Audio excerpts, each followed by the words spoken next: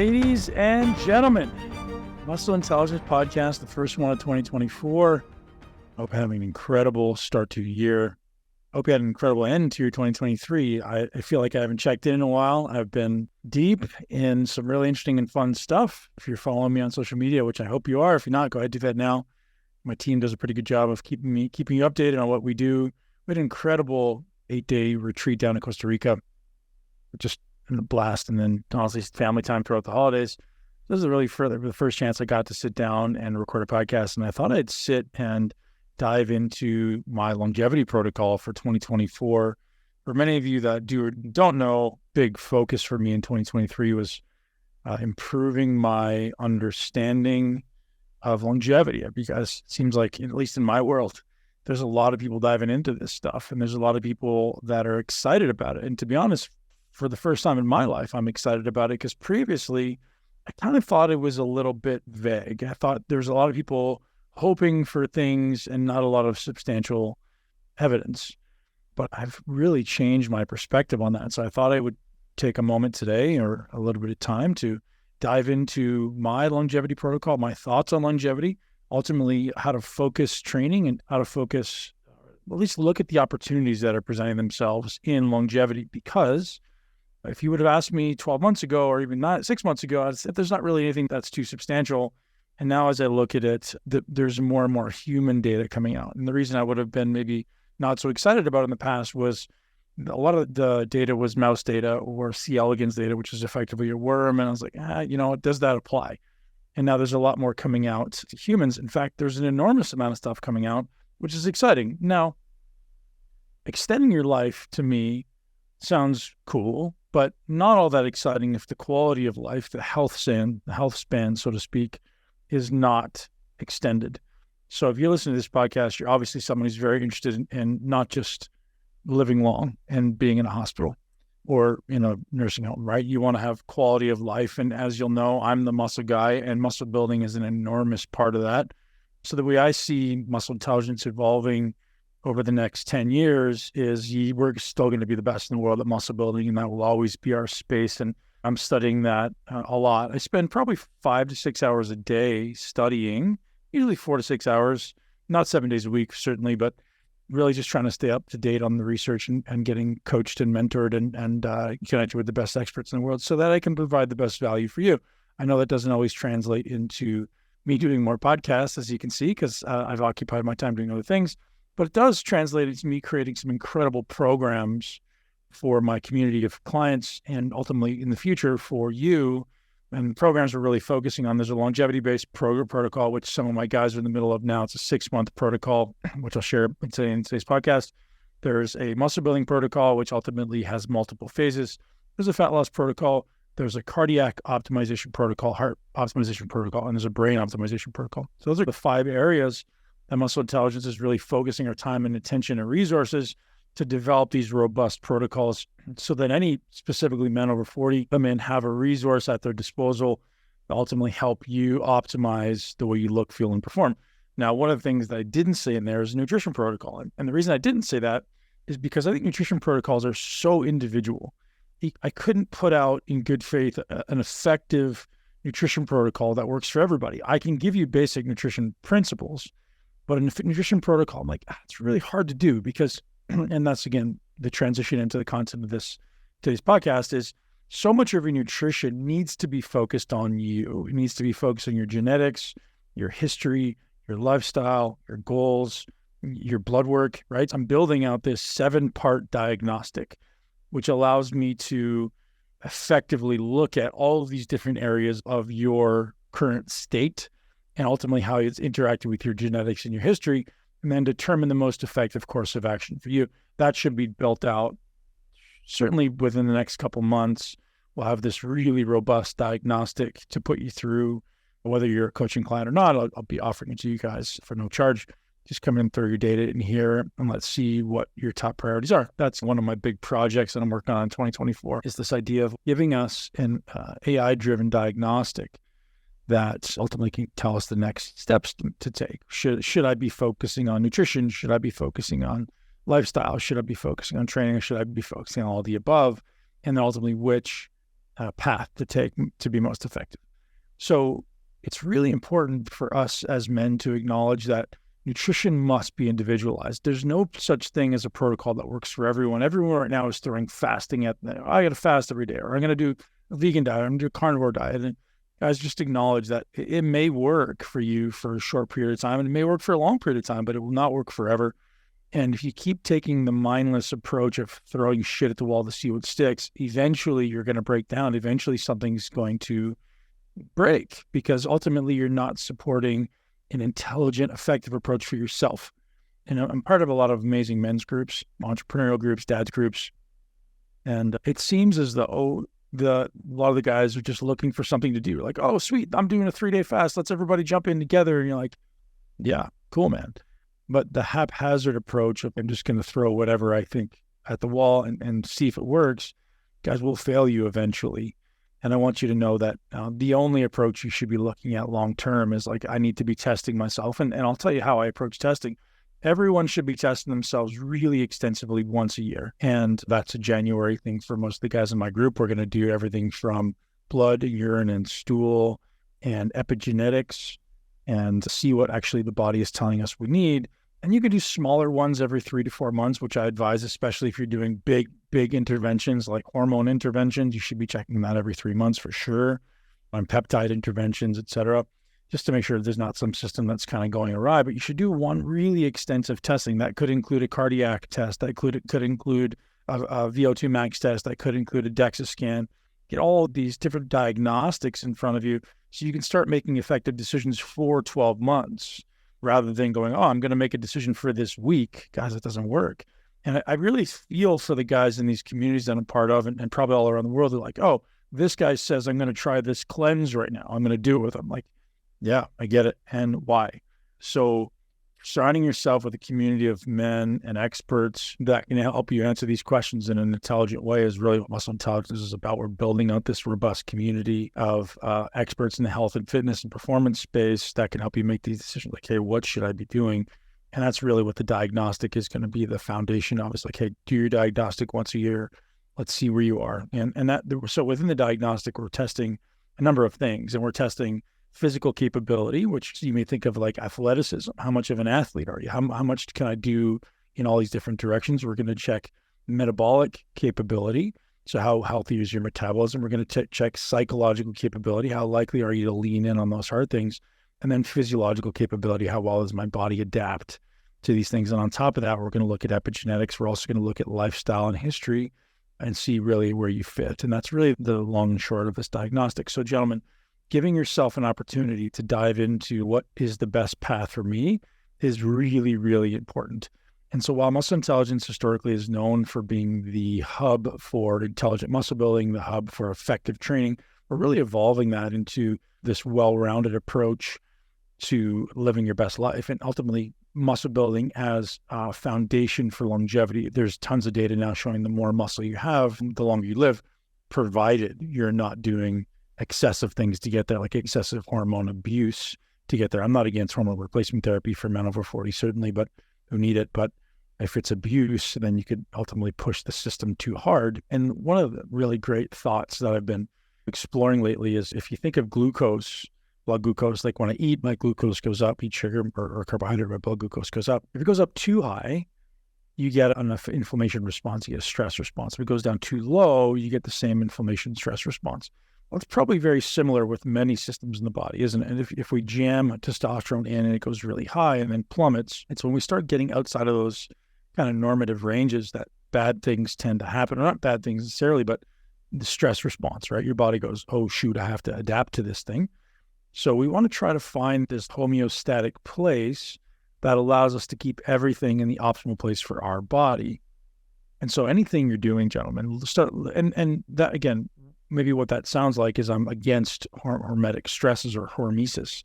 Hormesis being intentionally subjecting myself to stressful things that causes my body or requires my body to adapt. Like a sauna or a cold plunge would be an example of hormetic stress, but not everything should be considered a hormetic stress. There's many things that maybe aren't ideal hormetic stresses, like we don't want to manipulate all systems in our body, maybe a little bit, but in general, the more the body can maintain this homeostatic place, seemingly the more effective we can be in living long. Now, that's not me saying that fasting once in a while is bad or saunas and cold is bad. Not at all. But you have to just pick and choose, because doing a sauna and a cold plunge every day will cause probably some negative effect. Certainly, fasting every day will certainly cause some negative effect. Eating too much of a food every day, like protein, for example, will cause some negative effect, which is why I'm not the biggest fan of a carnivore diet long term. I think short term could be useful, but I think long term, it's missing things. Every carnivore person in the world so far, except for Sean Baker, have kind of come to the conclusion. Sean Baker, I think, is still just doing meat. And again, Dr. Baker's a brilliant guy. But most carnivore guys are like, oh, I'm going to add in some fruit, animal-based. Anyways, coming back to the purpose of today's podcast, really giving you a framework from which to start making decisions when it comes to longevity. Start doing some testing, guys. And if you want some support on this, just reach out to my team and we'll tell you the tests we do. No cost. Just jump on a call and we'll tell you what tests you should be doing. We're actually building some pages now that will be just resources I'll refer to on the podcast. You guys can just go, hey, here's the tests we do. You can purchase them through us or not. Once you have the results, you're welcome to come and have us help you support them. We're building an incredible health and wellness community, health and wellness team to help you support your best life, to help us all support our best lives, because ultimately that's why we're here. And so there's probably 5, maybe 6 different areas that I wanted to cover today. So the four basic ones that were kind of at the top of mind are training, nutrition, lifestyle, mindset. Those are your 4 basic things that we need to look at when it comes to longevity. Well, how do I do these things? I'll walk through them today. And the other 2 that are a little more fringe are biohacks, what I call biohacks, and then molecules. And molecules encompasses hormones, pharmaceuticals, supplements. First, I'll start with training. I've done endless podcasts on training, and I suspect you guys are looking for some more training podcasts, because I get a lot of messages saying, hey man, can you talk about this? You talk about that. I've actually been doing some really interesting deep dives into the data around mechanisms, optimization, what is current in optimization of training, and a lot of new stuff coming out of that world. So the big way to think of it when it comes to training, and you can access this through any type of training, is you must begin to learn your limits. What are you capable of? And here's the catch. Limits are not often physical yet. Limits are typically mental first. So as an example, I hadn't done yoga in probably 6 months, 4 to 6 months. I come back to yoga, and the first 3 or 4 classes, I felt like Tin Man. I was like, oh my gosh. And then once I've done maybe 10 days in a row, I was like, okay, I can see where my body is limited, where I can continue to push a little bit, where I need to push, and I can start to push my levels of capability in this type of training. Same thing in strength training. If I haven't done consistent, repeatable training, strength training, I have no idea what my limits are, because my mind is going to be limiting my ability to train. We're often limited, or we are limited, by our perceived effort. Our perceived effort is going to limit our ability to work. And as we lift the ceiling of our ability to produce perceived effort or produce perceived work, then we can train more. And so if you haven't done a specific thing in a long time, let's say we say, hey, let's jump on a bike today. You haven't done a bike in 6 to 12 months. Your burning is going to be so intolerable. Your tolerable limit is going to be very low. Your ability to do work on that is very low. So when it comes to longevity training, you have to be consistent enough to start to push this tolerable limit up. This tolerable limit up in cardiovascular training, this tolerable limit up in mobility training, this tolerable limit up in strength and muscle building. They all have a tolerable limit that you've set or failed to set through inaction. And so if you want to start training, if you want to start being more effective, consistency is the key, because we have to push that tolerable limit. And so I'm a great example. If I hadn't done yoga in a long time because I've just been wrapped up in other things, well, my tolerable limit was very low. I was like, man, I suck at this. 10 sessions later, boom, I'm back to not where I was, but very close. And so I can keep pushing that as long as I'm consistent. And this is why consistency becomes the most important thing, because you start to become familiar with those limits, the tolerable limit being how uncomfortable I'm willing to get. You start to become familiar with that. And if you've been there in the past, you can push it way back that level again quicker than most people can.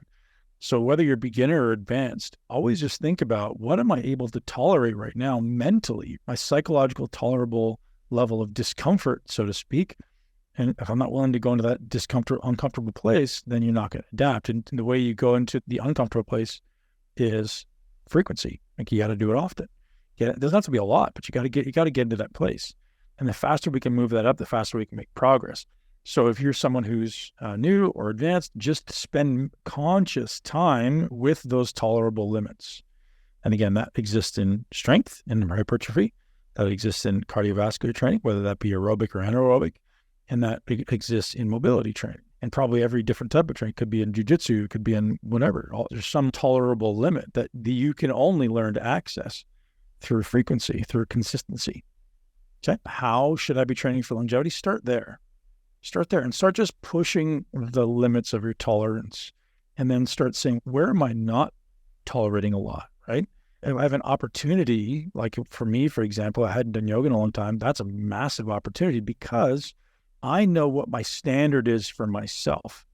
So my standard for myself is very high in mobility. Like I want to maintain a very high standard of mobility, not because I care about doing mobility training specifically, because I want a high level of physical capability. And I personally correlate my mobility with my physical capability, meaning I want to be able to jump over a fence with my kids. I want to be able to jump on a trampoline. I want to be able to do the splits with my daughter. I want to be able to play basketball and hockey with my son.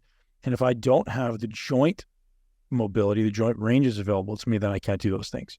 So yoga for me yoga is not even a physical endeavor in general. It's a mindfulness endeavor. It's a breathing practice, but it also is a gauge for me. It's a diagnostic tool for me to see how well I move.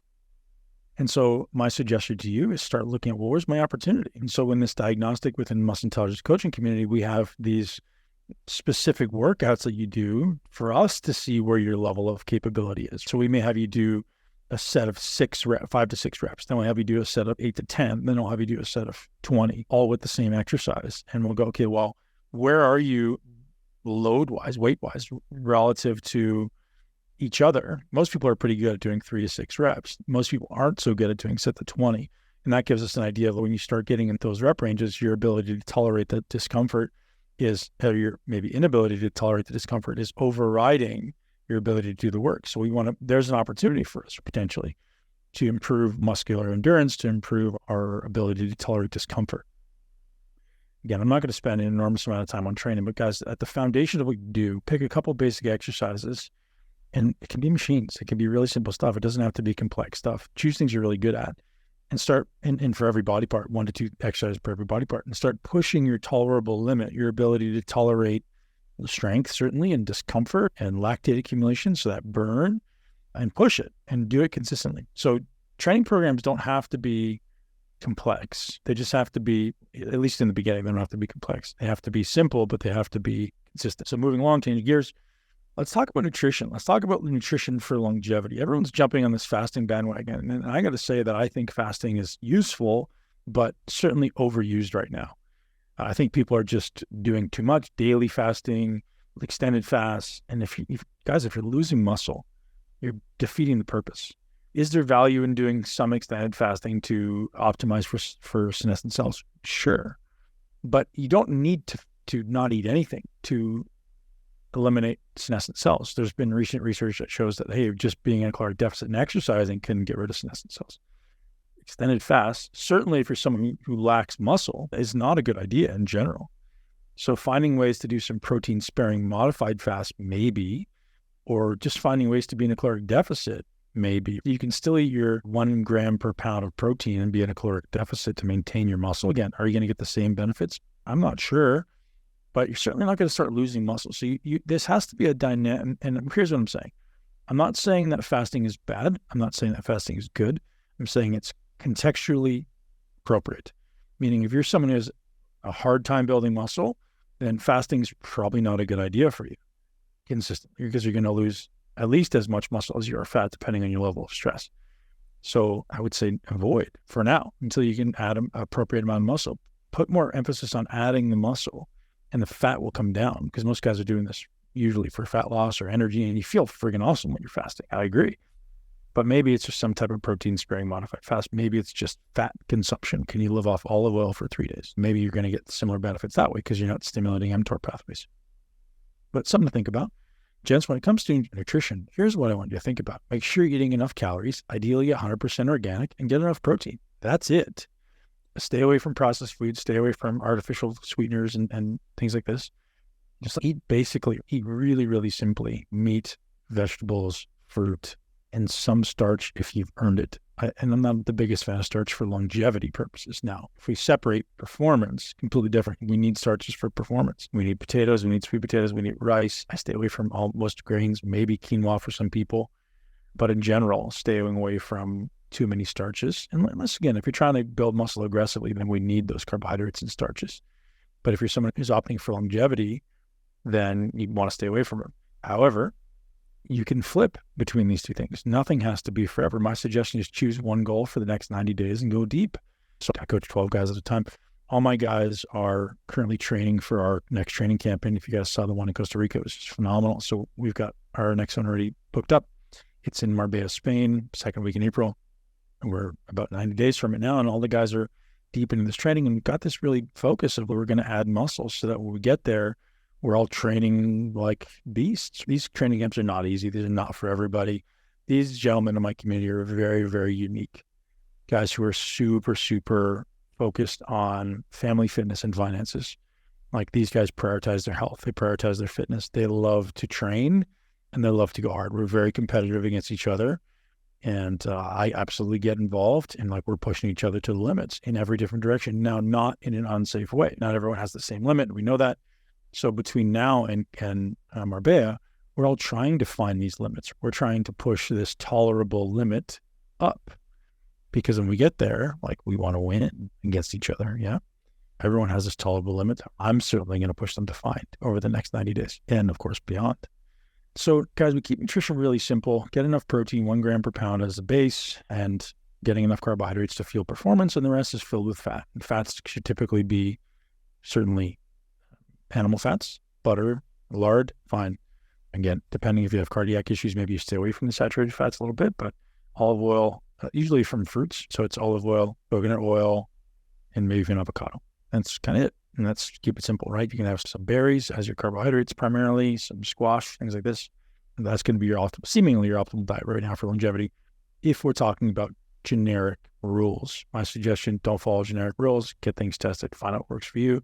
As an example, I often use, I was massively deficient in riboflavin. I would never know that. And so I got it tested. I started consuming riboflavin, and my brain works completely differently. When I don't take it, I actually feel like my memory and my recovery of words is actually significantly decreased. Maybe I'm lacking some right now.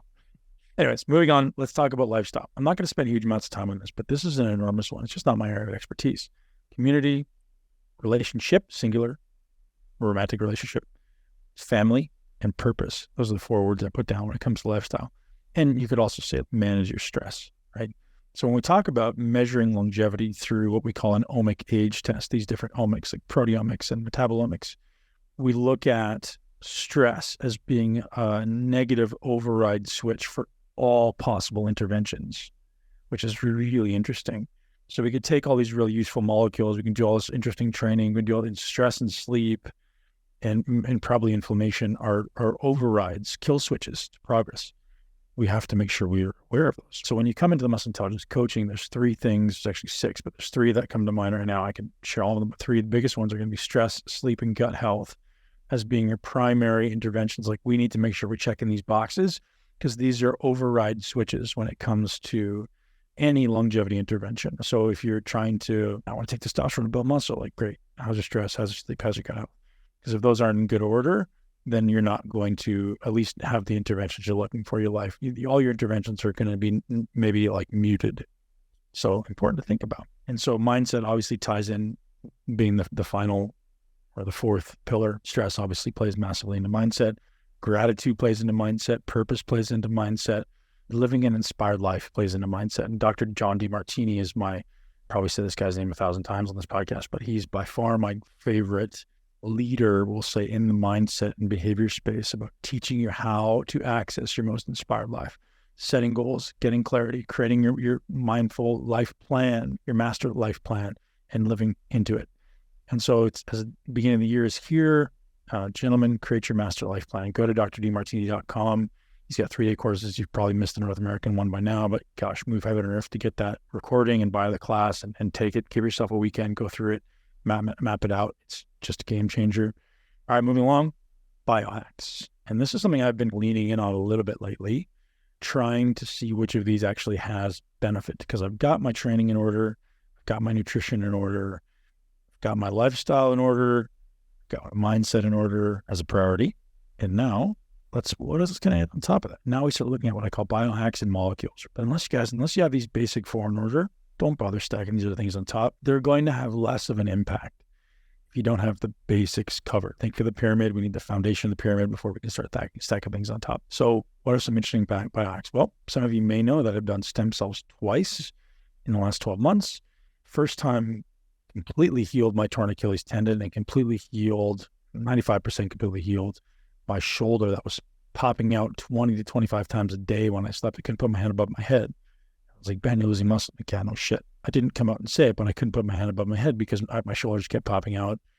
When got stem cells done in 4 to 6 weeks, it was better.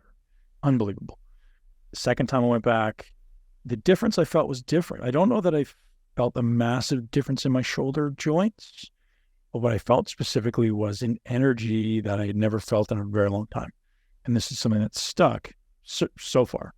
My sleep is better. And I'm not sure if anyone's experienced this. If you've done stem cells, let me know. I think I'm just, my resting or my default body fat is lower. I'm not sure why. I think my metabolism is faster. I feel like maybe I've dropped systemic inflammation, so my body fat's dropped. Interesting. And again, I wasn't expecting that at all as a side benefit. So stem cells down in Mexico, in a place in Puerto Vallarta called Dream Body Clinic. Shout out to Josh Kettner. Josh is great. This clinic was phenomenal. Everyone's a little bit sketched out about Mexico, which is why I went down. I was like, I got to test this for my guys. I'm not going to send my guys down here unless I go check it myself. And so I went down, and Josh and his wife Venus are just incredible. They're super professional. They have a clinic in-house, so they're not sending cells out somewhere else to get the cells done. They're actually doing it in-house. And picked me up at the airport, took me to the facility, first class all the way. It was really exceptional. And they're a super busy clinic. I think the credibility is there, and my benefit from being in that environment was tremendous. So I give a shout out to Josh from Dream Body Clinic, because I advocate for it. Again, I'm not in any way remunerated for supporting that. They just did such a great job that I want to give them a shout out. That's one. Did that twice. I'm actually thinking about going again sometime soon. Number 2, plasma apheresis, where they basically take out your plasma. In your blood, you have red blood cells in your plasma. They basically take out your plasma and they get rid of it. And in that plasma, they replace it with albumin. And then in that plasma, there could be some really good growth factors and positive stuff, but there can be some negative stuff, like proteins that maybe are causing genes that you don't want to be turned on. And so plasma apheresis I've done twice. And interestingly, I don't know that I saw any benefit, but some of the data says it's pretty useful. And I'm going to give this one an undetermined as for now. Some people are very, very big on it. Some people are like, I'm not so sure. My experience was, don't know that I saw any benefit other than just basically like giving yourself an oil change. You're kind of cleaning the plasma, which may be useful for a bunch of stuff. Again, subjective, but it's an expensive intervention. It's between $3,000 and $5,000. So as far as did I see a benefit for that amount of money invested? Not really. Another one, gene editing. Now, this is super interesting. Most of you may not even know this exists. There's only 2 that I know of as far as like genes that they're actually editing. I'm sure there's a million of them, but 2 that they're doing in stage 2 or 3 trials. First one being follistatin, which basically shuts down myostatin gene. Myostatin stops muscle building, so follistatin would induce more muscle building. I know probably a half a dozen people that have done this, and again, it's mixed reviews. Some people are like, it's just remarkable, and some people are like, I don't really see anything. So for $25K, I'm like, I'm going to pass on this one for now. Although the data is interesting. Klotho gene, the Klotho, Klotho is another one they're doing. And this is one that's called the longevity gene. So basically, this is the type of gene where there's people who live to 100 who are like smoking and drinking from the time they're 12. They usually have this enhanced version of this Klotho gene. And so they're doing some gene editing experiments on that now. And the cool thing about the gene editing they're doing is it's not permanent. So most times gene editing could be permanent, but they found a way to make it, you can basically turn it off, which is interesting. Again, there's a specific doc in a very specific part of the world, and I don't feel comfortable sharing who that is, but he may one day get him on the show, in which case, obviously, he would share. Another one in biohack that I think is useful is hyperbaric oxygen. I love it for healing and usually a hard chamber going down to 3 atmospheres of pressure. Check it out, guys, if you have the ability to access hyperbarics. The thing with hyperbaric that makes it maybe challenging for people is a good buddy of mine, Scott Schur, out of near San Francisco, is one of the top experts in the world. He's been on the podcast a long time ago. It seems as though you need multiple consecutive days to actually induce a big benefit. So 7 to 10 days in a row. He may disagree with that, but that's what I've seen in some of the research and some of the interventions I've seen guys utilize. So it ends up being time intensive and costly. But hyperbaric, especially if you're injured or if you have some type of trauma, hyperbarics are very good at brain injuries, things like that. Hyperbarics are a really good idea. Cold exposure and saunas, everyone in the world is talking about this stuff now. Don't overdo it. Do it often, but don't go crazy. It doesn't have to be a daily thing because I think that can induce other challenges as well. Another biohack is hormone replacement therapy. I've been messing around with some new stuff. Not really new. Doing testosterone. Most of you guys know that. I'm at like 60 to 200 milligrams of testosterone a week. I change it based on how I feel, or if I'm losing muscle, I'll bump it up a little bit. And then human growth hormone, which I'm not doing right now, but I was for a little bit. I was doing just like 1.6 I use a day for longevity, not for muscle building. And then some thyroid, based on the recommendation of Dr. Thierry Hertog on the podcast. I've been trying 30 grains of armored thyroid, which is a naturally occurring thyroid. And I think I do see a difference in mental clarity and energy. I feel like I might be losing a little bit of muscle from it because it's sped up my metabolism a little bit. So the way to counteract this is just bump the daily protein up a little bit, which I'll do as of now. So in general, those are all I'm sure there's a million other biohacks. Like I can think of PEMF and a million other things that we could be doing for biohacking, but those are the ones that I think are kind of the big levers.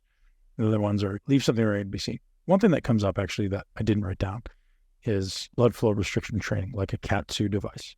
Interesting. If anyone has injury or anything like that, KAT2 might be a good thing to think about. Now, with the molecules, I've written down, let's see, I'm going to go here, 32 different supplements that have utility in longevity. That's a lot.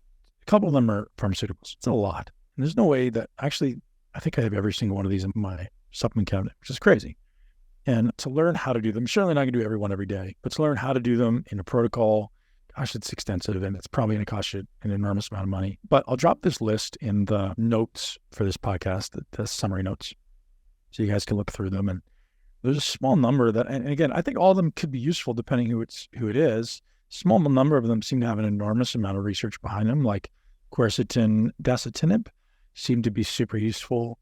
Quercetin and zinc as well. NAC and glycine seem to be super useful. Calcium alpha ketoglutarate, obviously fish oils, CoQ10, PQQ, or resveratrol. These are all things that have massive amounts of data behind them as far as epigenetic benefits. But again, I'll throw all this in the show notes. You guys can check that out. And no links, no affiliates, just want you guys to have this list. And rather than spending an hour going through them all, there's a few. Again, to be honest, I have every one of these in my vitamin cabinet and I do them sporadically.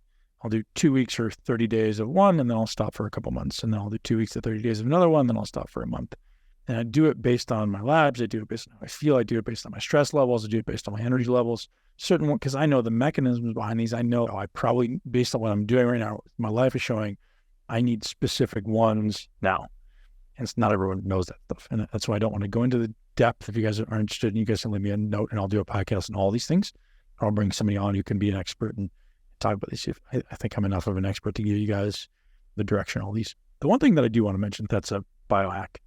So the 6-month protocol that I put together for my guys is really focused around the research of Dr. Vladimir Kavinson. He's a Russian researcher who's been doing research on humans for over 50 years and has an enormous amount of human data on the value of peptide bioregulators. I'm not going to give you the deep dive on Regi today, but if you're someone who's interested in longevity, do yourself a favor, look these up, because these might be the biggest game changer I've found, certainly from the data. Again, we're doing our own 6-month experiment amongst my community, where these seem to be the biggest game changer as far as human data that I found so far. Just look up, there's 21 different peptide bioregulators. Each one is associated with a specific organ in the body or a specific system in the body.